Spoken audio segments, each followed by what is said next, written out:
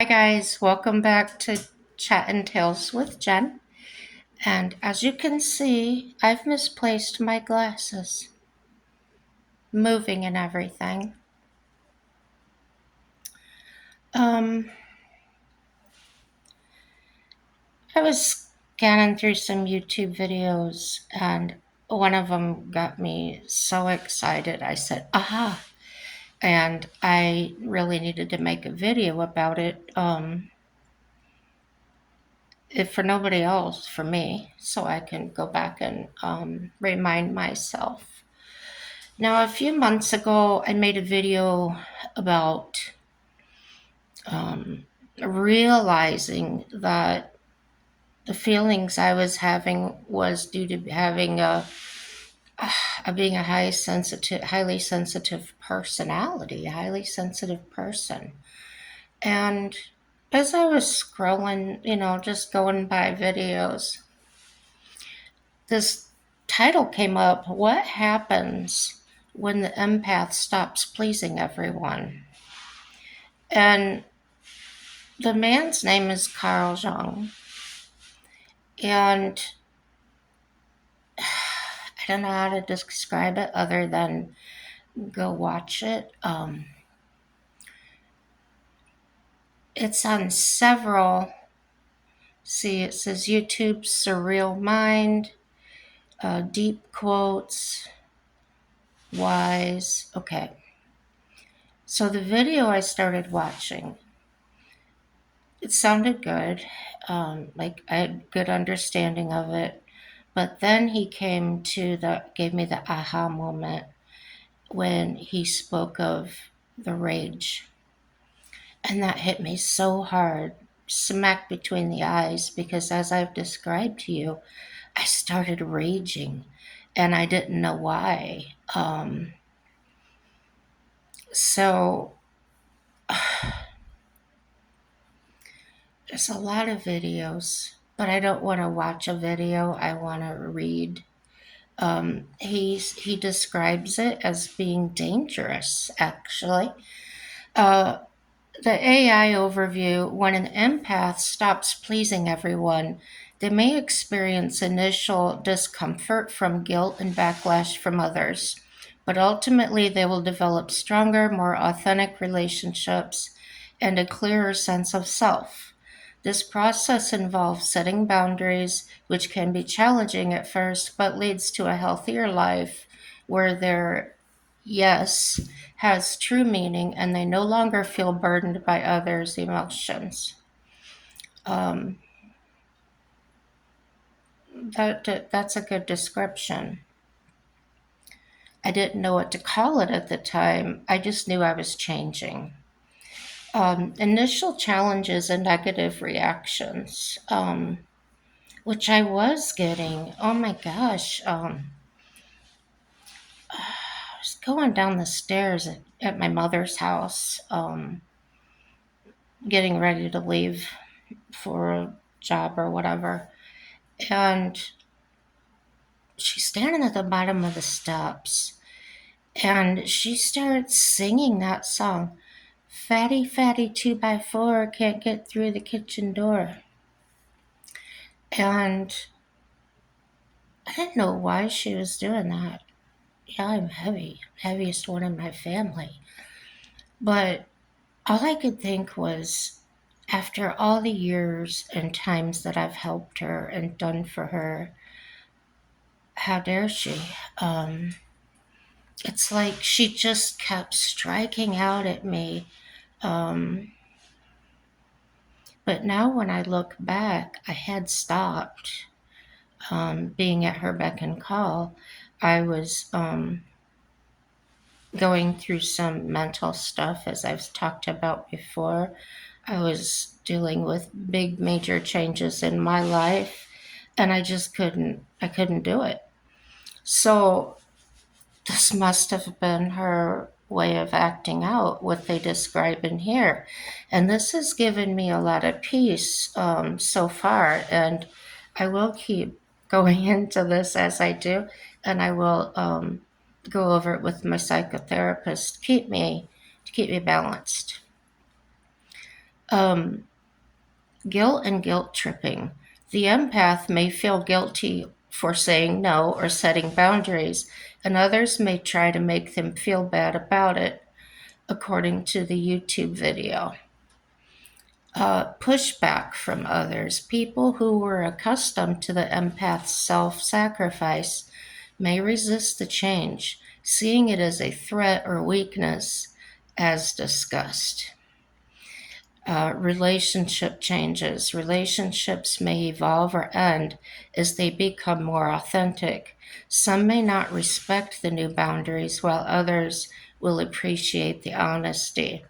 So I think that's what was happening actually with my mother was I had started setting boundaries. I think I was not being at her beck and call, and so she was doing these saying negative things, um,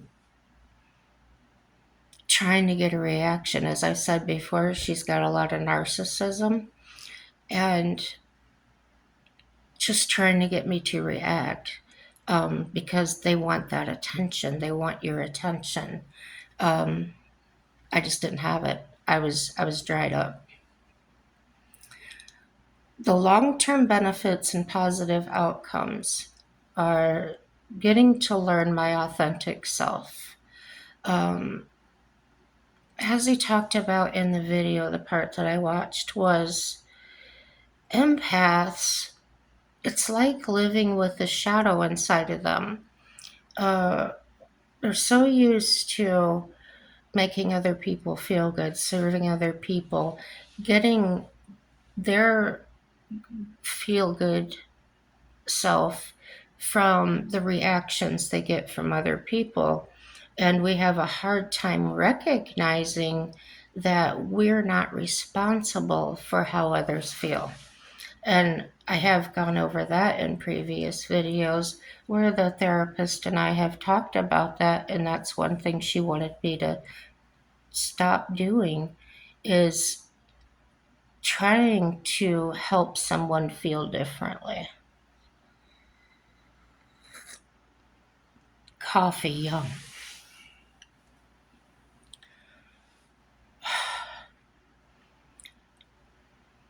Stronger, more genuine relationships. I know I talk about relationships a lot, so this is important. To me, it is. When relationships are built on a foundation of authenticity rather than people pleasing, they become stronger and more meaningful. Healthy boundaries. The empath learns to set clear, firm boundaries that are respected by others. And I told you all how I set the final boundary. I ended the relationship with my mother because I could not take that abuse any longer. And this was um, within a few days of her doing that, her saying those things to me, and actually telling my brother to get me. In other words, beat me up, lying to him, saying I was putting my hands on her when I wasn't. That's nothing I would ever do, is put my hands on somebody. So at her age, at 70, going to those extreme measures just because I had stopped doing every little thing for her. That's when I had said to her, the next time I see you will be in your casket. And it took all those years to get to that point. I wasn't aiming for that. That wasn't my goal. But when I finally had enough, and I mean enough, done forever, I knew that I could not allow her back into my life. I was not going back to that the way that I was. And the way I rationalized it was I thought this is what I was thinking for the longest time. Um, reflecting on everything I did, reflecting on how many sacrifices I made to be there, sacrificed my own income. As I said before, I would work there 8 to 10 hours for her, running calls for her. She would make $4,000 a day and pay me $40 for the day, gas money. So, and then say to me, "Well, I've done so much for you, and you owe me," when in fact I didn't. So I suppressed the way I felt. I bit my tongue. I didn't say anything to her because of the way I was. So if you can understand 50 years of that, I was over it. I'm not doing it anymore. And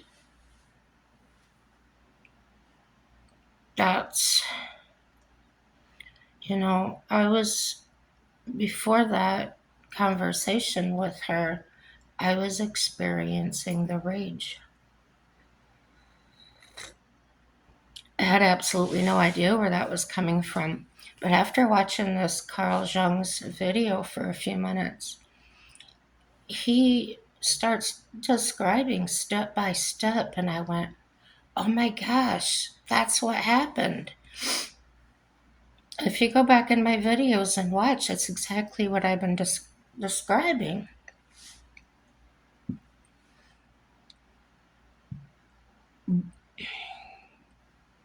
Reduced emotional burden.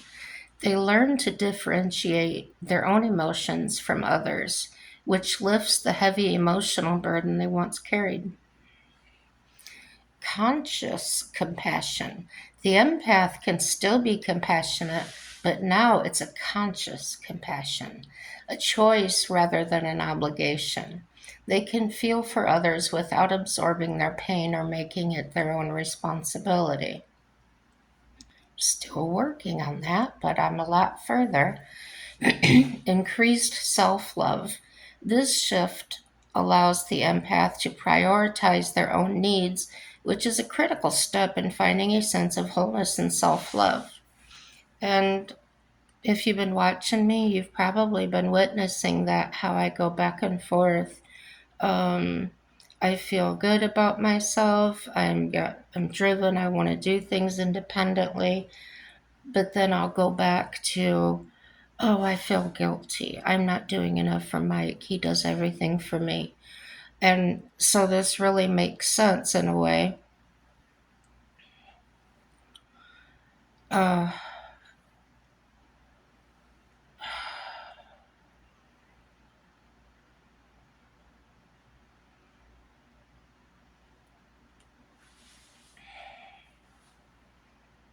let's pull this other article up.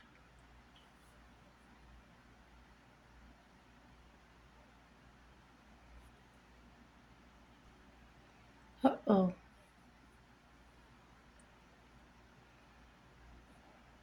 I was watching the video.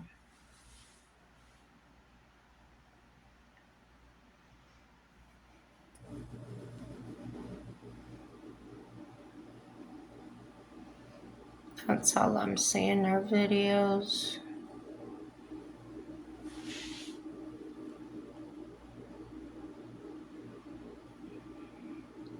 Let's see what this one says.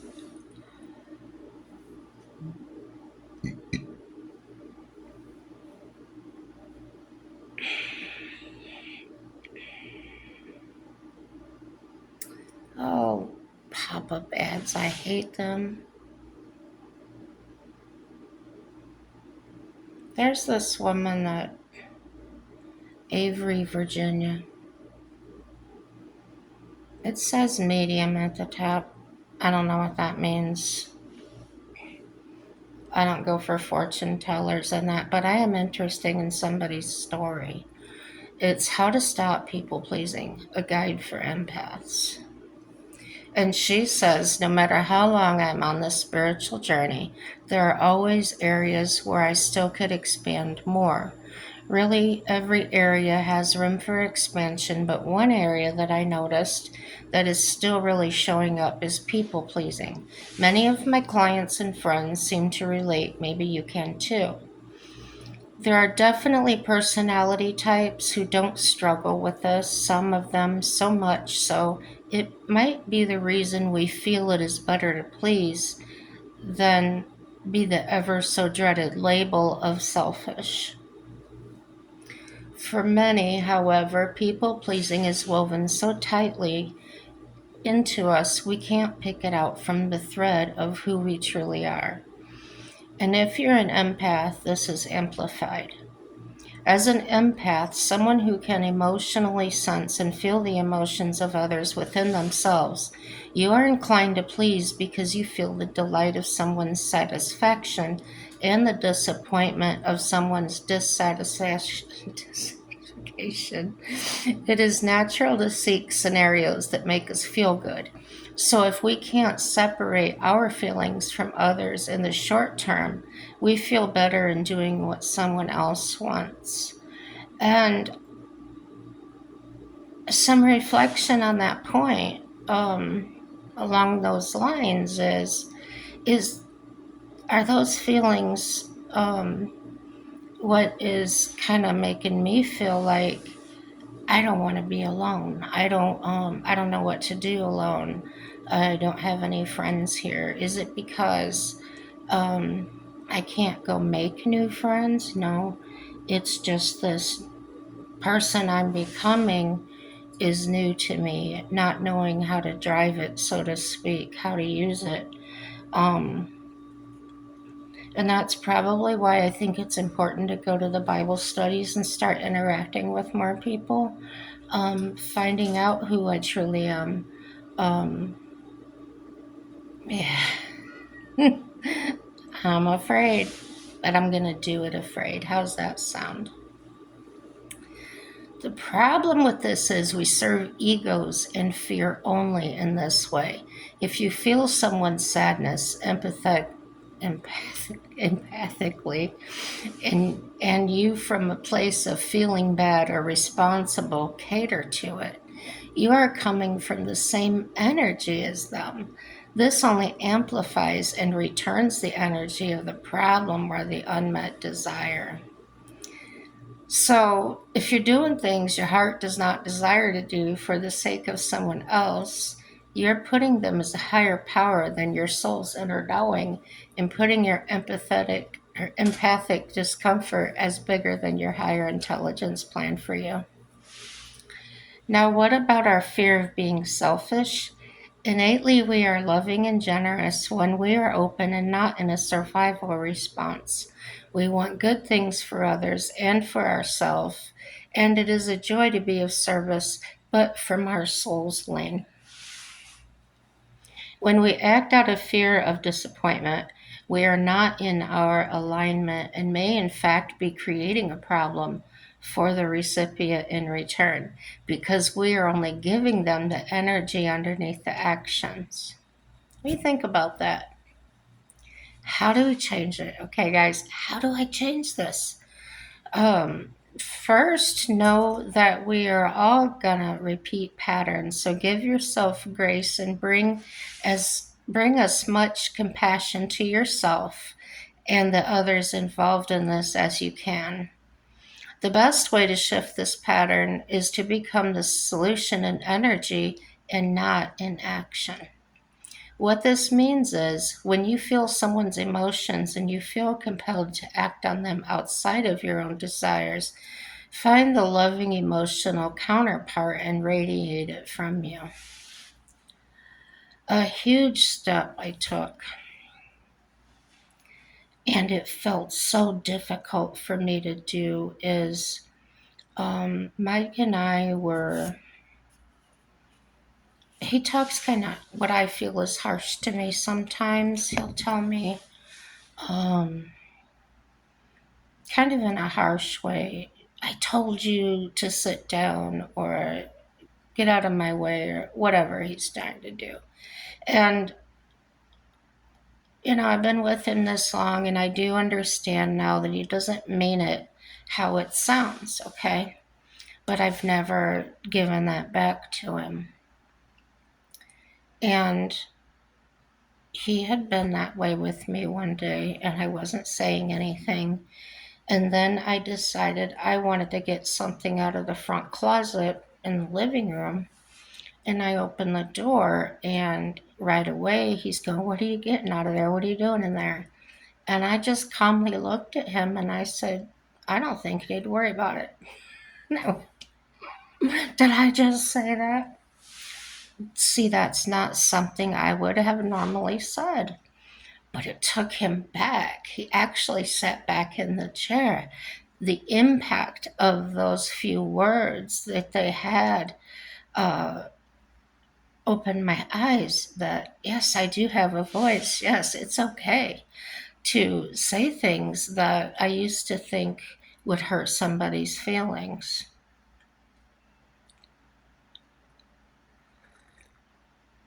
And I didn't say it in a nasty way.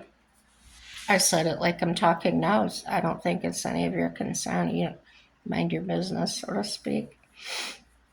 So that's new to me. And if you've done that all your life, you've always stood up for yourself and whatnot, you're not going to understand what that feels like. But to me, that's huge. That's a huge shift. And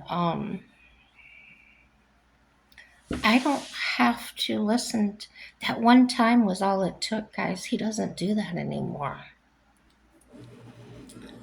Um, he's pretty smart. But as much as I tried to explain it to him before that, he just wasn't getting it. You know, he would sit there and give me this blank stare, like just going right over the top of his head. I was using too many words, you know, whatever, and he just wasn't picking it up for years. And then it happened.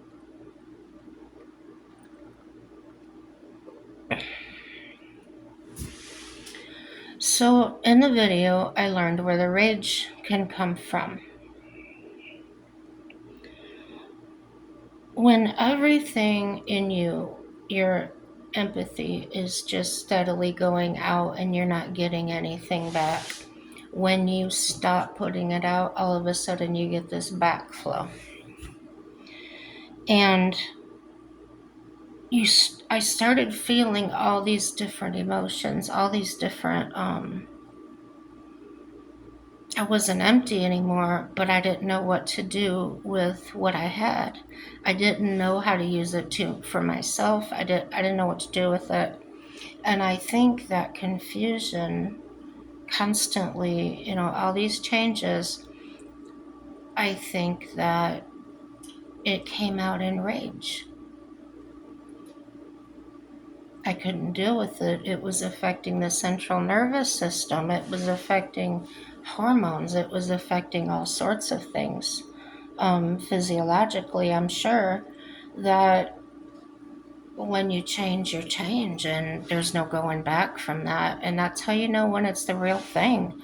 It's not a thought. It's not, oh, I'm going to put down the cigarettes today and be done, and then you can't. Um, I've done that. Mike and I did it 3 years ago, almost 4 years ago, and we're fine. But not everybody can do that. But when you're done with it, you're done with it, you know?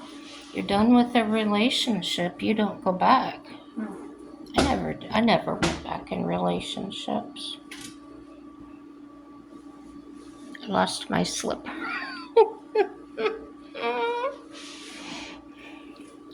I'm gonna. I feel good. I feel good like I did the time when I learned about being hypersensitive. And now I'm gonna research this some more. When he mentioned the rage, that really made me sit up and pay attention.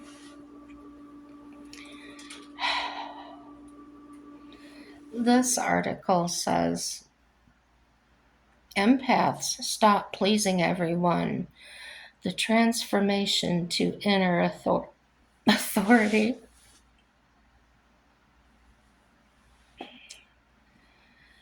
Let me see what this one says. Um,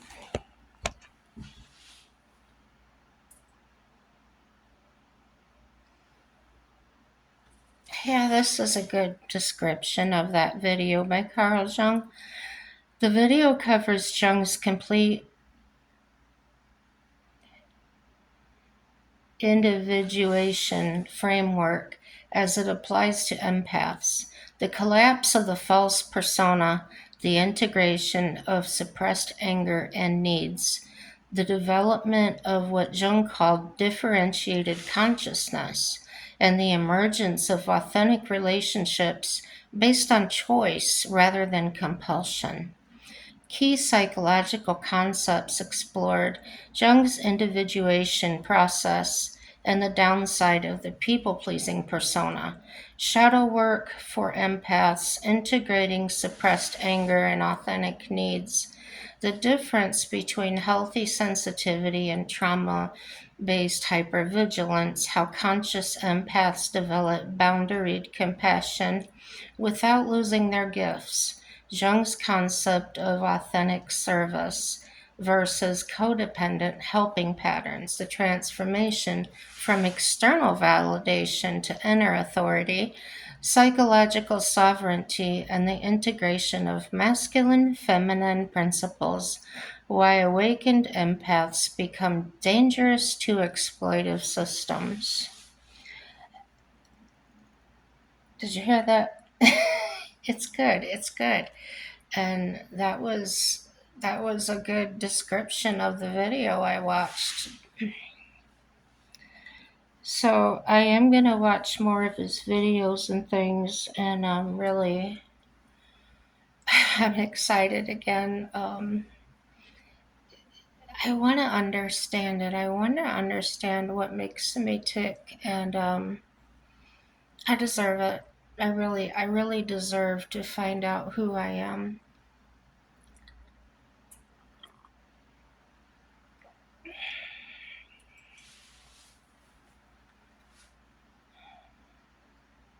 I can go back, start feeling guilty, and oh, boohoo me.